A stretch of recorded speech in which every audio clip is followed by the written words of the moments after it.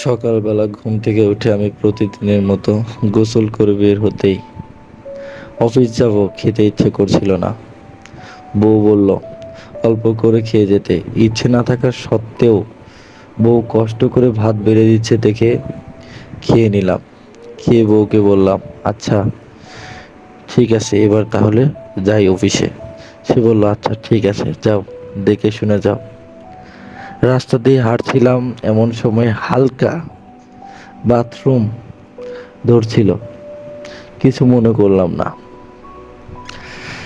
ওভাবে হাঁটতে কিছুক্ষণ হাঁটার পরে বাজারে ঠিক আগ মুহূর্তে পেটের ভিতরে বেশি একটা মোচড় দিয়ে উঠলো। কি আর করব। আবার মাথার ভিতরে চিন্তা হলো, সামনে তো একটা মসজিদ আছে বাজারে, যাওয়ার সময় ওখানে কাজটা সেরে যাব। যেই ভাবনা সেই কাজ। হাঁটতে লাগলাম। মসজিদের কাছে গিয়ে দেখি মসজিদটা তালাবদ্ধ। কি এক মুসিবতের মধ্যে পড়ে গেলাম। এখন কি করা যায়? আমার জন্য ওইদিকে আবার আমার অফিসের লোক ওয়েট করছিল। তাদের সাথে গিয়ে দেখা করলাম। দেখা করে বললাম, আমার এই সমস্যা ভাই, আমার বাথরুম পাইছে। যেই ভাবনা সেই কাজ। তারা সবাই আমাকে নিয়ে হাসাহাসি শুরু করলো। এটা যা হয় আর কি, সবার ক্ষেত্রেই, আমার ক্ষেত্রেও তাই হয়েছে। তারপরে তাদেরকে বললাম, না ভাই, আমার খুব পায়খানা প্রেশার দিয়েছে, আমাকে এখান থেকে কাজটা সেরে যেতে হবে। তারা বলল যে বাজারের ভিতরে এখন কোথায় পাবি? হঠাৎ আমার মাথার মধ্যে আসলো, সামনে তো একটা হসপিটাল আছে, সেখানে গেলেই আমি বাথরুম অথবা ওয়াশরুম পেয়ে যাব। তাদেরকে বললাম, ভাই তোরা এখানে কিছুক্ষণ দাঁড়া, আমি যাই, গিয়ে দেখে আসি বাথরুমটা পাই কিনা।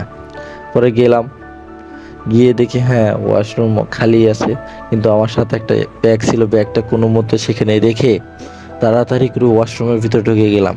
আর ওয়াশরুমের ভিতরে ঢোকার সাথে সাথে আমার এত চাপ যে আমার বেলটা খোলার আমি সময়টুকু পাচ্ছি না। এত চাপ, এত পরিমাণ বেগ আসলো, কোনো মতে বেলটা খুলে বসে পড়লাম। বসে কি শান্তি।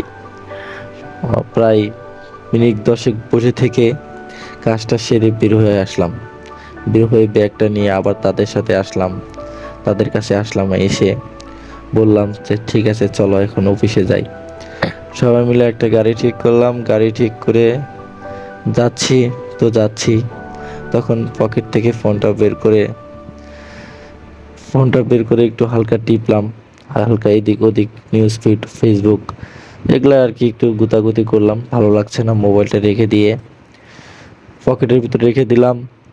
নির্দিষ্ট টাইমে অফিসের সামনে গিয়ে পৌঁছালাম। পৌঁছে যা আমরা প্রতিদিন করি, একটা দোকানে বসে ওখানে চাটা যে যেটা খায় সেটা খেয়ে, প্রায় ওখানে আরও অনেক আমাদের একসাথে অনেক সহকর্মী, তাদের সাথে কাজ করি, তাদের জন্য ওয়েট করতে থাকলাম। তারা নির্দিষ্ট সময়ে আসলো। আসার পরে সবাই মিলে আমরা ফ্যাক্টরিতে প্রবেশ করলাম।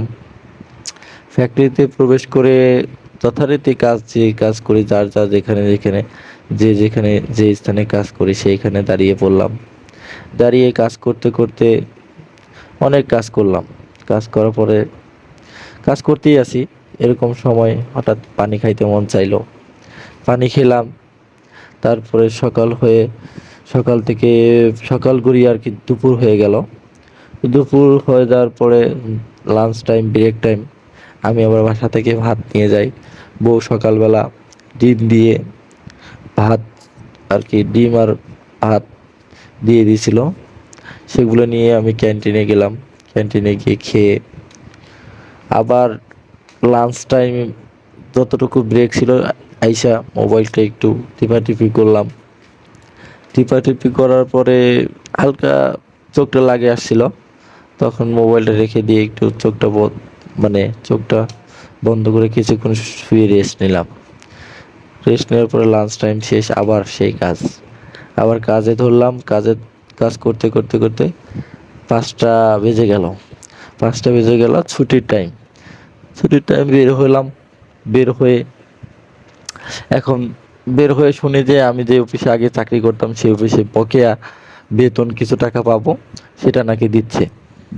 যথারীতি ওই কথা শোনার পরে তাড়াতাড়ি আমরা অটোতে করে অটোতে করে অটোতে কেটে কেটে আমরা অর্ধেক রাস্তা আসলাম, ওখান থেকে আবার অটোতে উঠলাম, অটোতে উঠে মৌচাক বাজারে নামলাম, মৌচাক বাজার থেকে একবারে আমার অফিসের সামনে চলে আসলাম, যে অফিসে আগে চাকরি করতাম। এসে শুনি যে যারা নাকি রিজাইন দিয়েছে তাদের টাকা নাকি আজকে দেবে না। এত কষ্ট করে ভাই আসলাম, আসার পরে শুনি যে টাকা দেবে না। যথারীতি সময়ে আমি আবার বললাম তাহলে ঠিক আছে, স্যার কি বলে স্যারের কাছে ফোন দিয়ে, আমরা আগে যে ফ্যাক্টরিতে চাকরি করতাম সেখানকার ম্যানেজারকে ফোন দিলাম। ম্যানেজারকে বললাম যে স্যার এরকম এরকম বিস্তারিত শুনতেছি, যারা নাকি রিজাইন দিয়েছে তাদের টাকা নাকি দেবে না।